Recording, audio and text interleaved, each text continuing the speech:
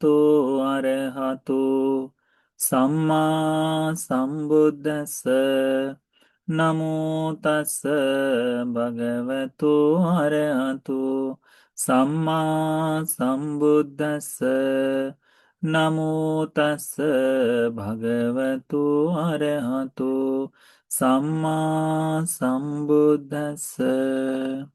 साधु साधु साधु। पूजनीय कल्याण मित्र, हमारे गुरु भंते जी के चरणों में हमारा कोटि कोटि प्रणाम है। साधु साधु साधु। श्रद्धावान उपासक उपासिकागण, हम लोग अभ्यास कर रहे हैं अंगुत्तर निकाय का। अंगुत्तर निकाय में चतुक्क निपात का हम लोग अभ्यास कर। चतुक्क निपात का मतलब होता है चार अंगों से उपदेशित या चार धर्मों से अंगित धर्म की देशनाएं। ठीक है, तो आज हमने इसमें सील सूत्र का अभ्यास करेंगे, है ना। ठीक, तो पिछले हफ्ते हमने चर सूत्र का अभ्यास किए थे। आज हम लोग अभ्यास करेंगे सील सूत्र का। ठीक है, तो सील सूत्र में हम देखते हैं भगवान बुद्ध जी हमें किस तरह से धर्म का उपदेश करते हैं। भगवान कहते हैं, संपन्न शीला भिक्खवे विहरथ संपन्न पाति मुखा। भिक्षुओं, शील संपन्न होकर विहार करो, प्रातिमोक्ष संवर से संवरित होकर, प्रातिमोक्ष से संपन्न होकर। यानी भिक्षु ने शीलवान होना चाहिए तथा प्रातिमोक्ष संपन्न होना चाहिए। हम कहते हैं ना कि भवभोग संपन्न, यानी आढ्य है, सभी गुणों से सभी चीजों से संपूर्ण है। वैसे ही भगवान कहते हैं शील संपन्न, संपन्न पातिमोक्ष। फिर कहते हैं भगवान, पातिमोक्ष संवर संवुत्था विहरत। प्रातिमोक्ष के संवर शीलों से युक्त होकर विहार करो। आचार गोचर संपन्ना, आचरण के अनुसार जीने वाला, उसकी सीमा को जानने वाला। ठीक है, उससे संपन्न। अनमत अनुमत्तेषु वज्जेषु भय दस्साविनो, अल्प मात्र गलती में भय देखने वाला। ठीक है, भगवान कहते हैं इस तरह से भिक्षु तुमने रहना चाहिए। फिर कहते हैं, समादाय सिक्खत सिक्खापदेशु। भगवान कहते हैं कि भिक्षुओं, शील के बारे में, जिन शीलों को धारण करना है उन शीलों को सीख लो। समादाय सखत सिक्खापदेशु, शिक्षा में गत होना, शील में झुकना, शील के सामने शील को धारण करना सीख लो करके भगवान कहते हैं। फिर कहते हैं, संपन्न शीलानंग वो भिक्खवे विहरथ। संपन्न होकर शीलों से भिक्षु विहार करो। संपन्न पातिमुखानंग पातिमुख संवर संगुत्तानंग विहरथ। विहरतं आचार गोचर संपन्नं अनुमत्तेषु वज्जेषु भयदस्साविनं समादाय सिक्खति सिक्खापदेषु किमस्य उत्तरी करणीयम्। अब क्या कहते हैं भगवान, इसको देखो। भगवान कहते हैं, ये धर्म को इतना सीखते हैं। कैसे कहते हैं भगवान, भिक्षुओं, पहले तो भगवान कहते हैं संपन्न शील, शील संपन्न हो जाओ। फिर कहते हैं भगवान प्रातिमोक्ष संपन्न हो जाओ। और फिर भगवान कहते हैं कि प्रातिमोक्ष शील संवर से संयुक्त होकर विहार करो। आचार गोचर, आने जाने वाले व्यवहार धर्म में बिल्कुल संपन्न होना चाहिए। ठीक है, तो हम कहते हैं ना कि बड़े सुंदर संस्कारों से है, बहुत सुंदर, उसका उठना बैठना देखकर बिल्कुल प्रसन्न होता है मन, उसको कहते हैं आचार गोचर संपन्न। ठीक है, अनुमत्तेषु वज्जेषु भयदस्सा, यानी अल्पमात्र भी गलतियों के लिए नहीं जाता। अरे ये पाप कर्म कैसे करूं, अरे ये पाप कैसे करूं करके। खैर आज थोड़ा सा मुश्किल काम है उसके लिए, परंतु भगवान का उपदेश है कि करना चाहिए। फिर भगवान कहते हैं, समादाय सिक्खत सिक्खा, शिक्षा पदों को धारण करने की शिक्षा ग्रहण करो करके, सीख लो करके। यानी विनय को अपने जीवन में उतारने के लिए सीख लो कहते हैं, अपने जीवन को उस तरह से बनाओ।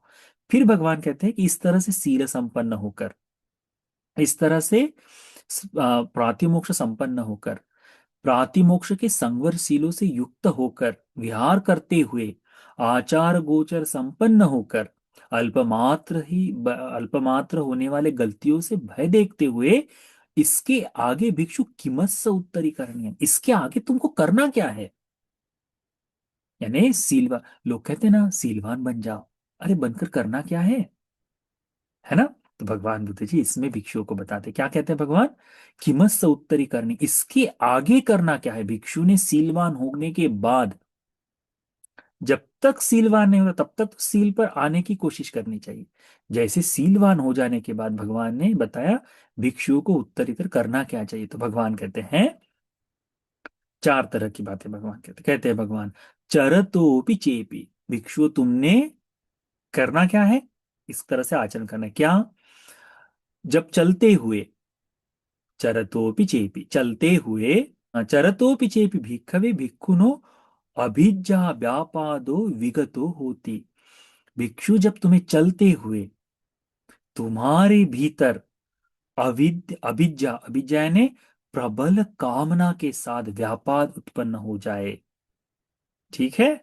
थीन मिद्धंग, जब सुस्ती आए यानी अविद्या आए तो राग जागे द्वेष जागे ऐसा, थीन मिद्धंग आलस्य जागे, उद्धच्च कुक्कुच्चंग, मन भागते रहे, बिल्कुल छिन्न भिन्न भागते रहे, कहीं रुक नहीं रहा है, किसी चीज पे रुक नहीं रहा है। विचिकिच्छा, ठीक है, तो विचिकिच्छा जब आ जाए, हम्म, तो उसे पहिना होती। तब जब कोई भिक्षु इस तरह से सील संपन्न होकर आता है ना, तो यह प्रहीन करना है करके आरද්ධ वीर्य होती, इसको प्रहीन करने के लिए आरද්ධ वीर्य करना है, उत्साहित होकर। असल निना, नहीं हाँ, तो जब आरද්ධ वीर्यं असल लीना, जब आरද්ධ वीर्य भी ढीला पड़ जाए, जब करने की इच्छा ना हो, उपठिता सती असमुत्था, जब उत्पन्न होने वाली स्मृति क्या हो जाती है, वह ढल जाती है। पसद्ध कायो असारद्धो, जब हमारी काया प्रशब्दि में जानी है, उसे प्रशब्द करना मुश्किल हो जाए, तब भगवान कहते समाहितं चित्तं एकगं, तब अपने चित्त को समाहित कर एकाग्र कर रहो। चरम भिक्कवे भिक्खु एवं भूतो आतापि ओतपि सततं समितं आरद्ध वीर्यो पहितत्तोति उच्यति, तब उस भिक्षु ने अपने चित्त को एकाग्र कर अपने भिक्षु ने अपने चित्त को एकाग्र कर आरद्ध वीर्य करते समय प्रबल प्रयास करके अपने जीवन में उसको लगना चाहिए। किन किन चीजों को, यदि चलते हुए उसके मन में अविद्या और दौमनस्य उत्पन्न हो जाए, अविद्या व्यापाद उत्पन्न हो जाए, थीन मिद्ध उद्धच्च कुक्कुच विचिकिच्छा जाग जाए, उसका वीर्य जो है, उसका धर्म के अभ्यास का वीर्य कम पड़ जाए, उत्साह कम हो जाए, जो स्मृति है वह स्मृति रहित हो जाए, जब उसमें प्रसिद्ध काया हो यानी काया बिल्कुल शांत है, तो वो काया भी साधना प्रशब्द करना कठिन हो जाए, तो ऐसे समय में भिक्षु समाहित चित्त एकाग्र करना चाहिए, अपने समाहित चित्त को समाहित करना चाहिए करके भगवान कहते हैं। भगवान कहते हैं उसे कर कर आतापि, प्रयास तपते हुए, ओ तपी लज्जा भय से युक्त होकर, सतत समितंग, अच्छी तरह से अपने मन को साधते हुए आरद्ध वीर्य में लग जाना। भगवान कहते इस तरह से तुम्हें भिक्षु ने करना चाहिए। कब, जब सीलवान होने के बाद।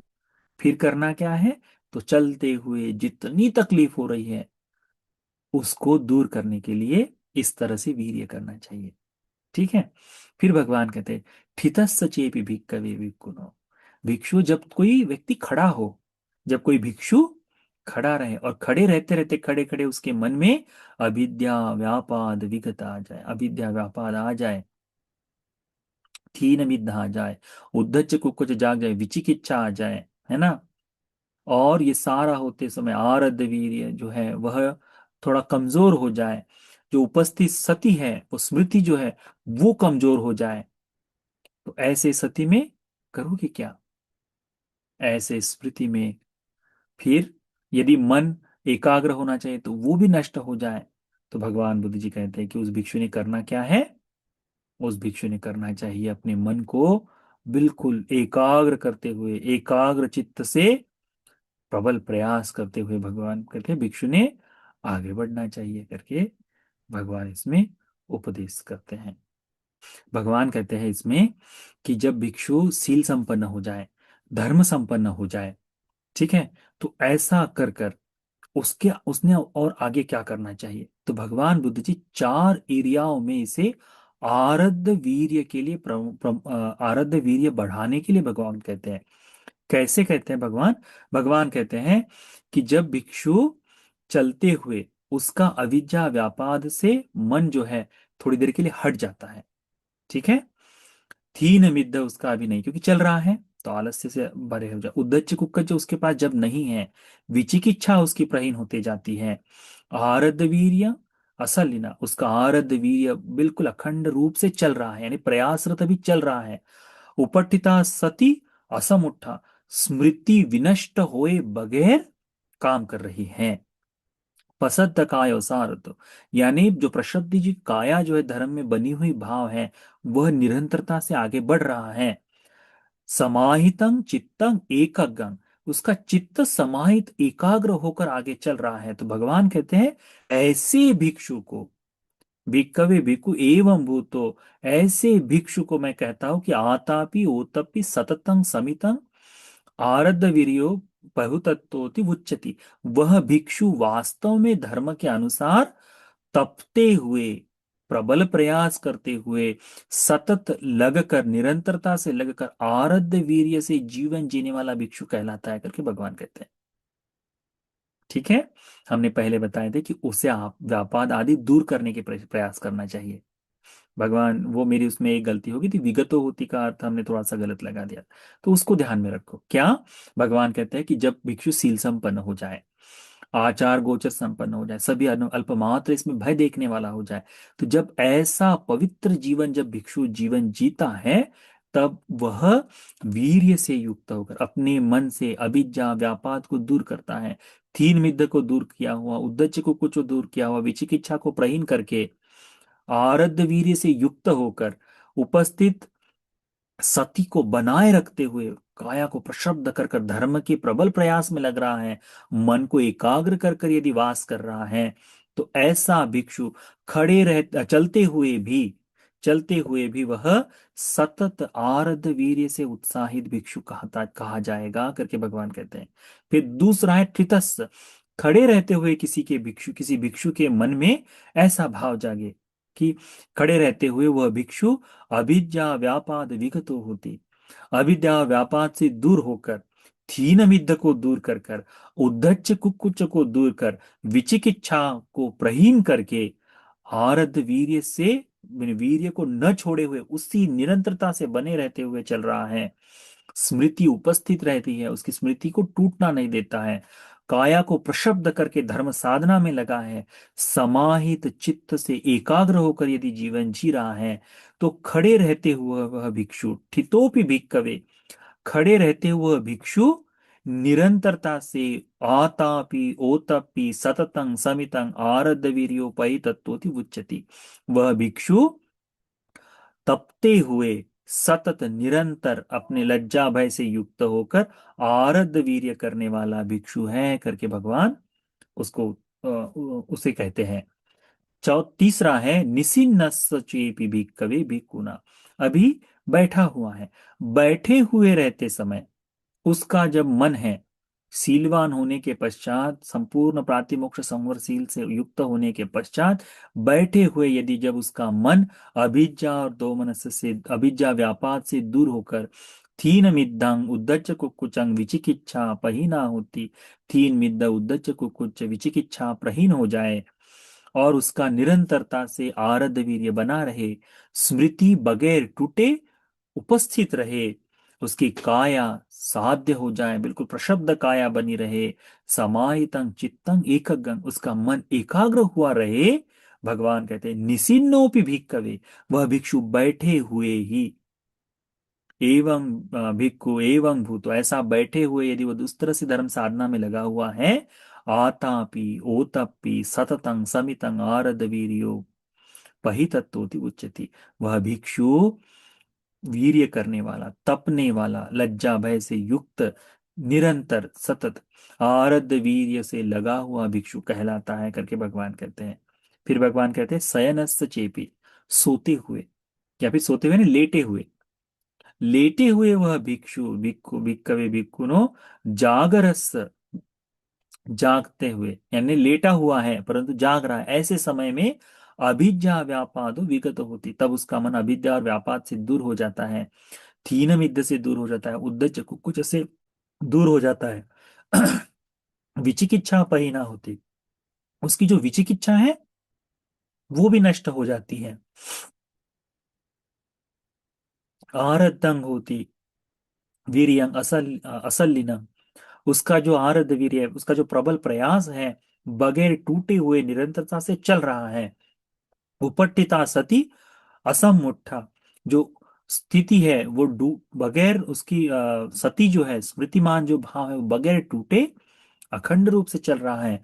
पसद्धो कायो असारद्धो, उसकी काया प्रशब्द है और वो निरंतरता से बनी हुई है। तो भगवान बुद्ध जी कहते हैं समाहितं चित्तं एकगं, वह चित्त को एकाग्र करके निवास कर रहा है। तो शयनो भी भिक्खवे भिक्खो जागरो एवं भूतो, लेटे हुए जाग अवस्था में वह भिक्षु आतापि ओतपि सततं समितं आरद्ध वीर्योपहितत्वोति उच्यते, तब वह भिक्षु आतप यानी तपते हुए, ओतप यानी लज्जा भय से युक्त होकर, सततंग यानी निरंतर, समितंग यानी अपने मन को साधते हुए, आरद्ध वीर्योपहितत्व, अपने मन में आरद्ध वीर्य से युक्त होकर वास करने वाला है करके भगवान कहते हैं। ऐसा भिक्षु यतं चरे यतं तिष्ठे यतं अच्छे यतं सये यतं सम्मिंजये भिक्खु यतमीनंग पसारे, जब भिक्षु चलते हुए, ऐसा बैठते हुए, ऐसा खड़े रहते हुए, ऐसा लेटते हुए, अपनी हाथ बाव पसारते हुए, सब कुछ करते हुए, उद्धं तिरियं अपाचीनं यावता जागतो गति समवेक्षिता च धम्मानं खंदानं उदभयं उदयं भयं, भगवान कहते हैं ऊपर नीचे सभी दिशाओं में संपूर्ण सभी दृष्टि से जागते हुए वह भिक्षु धर्म में उत्पन्न होने वाले नष्ट वाले होने वाले इस खंडों को देखता है, ये उत्पन्न हो रहा है, उदय और व्यय को देखता है।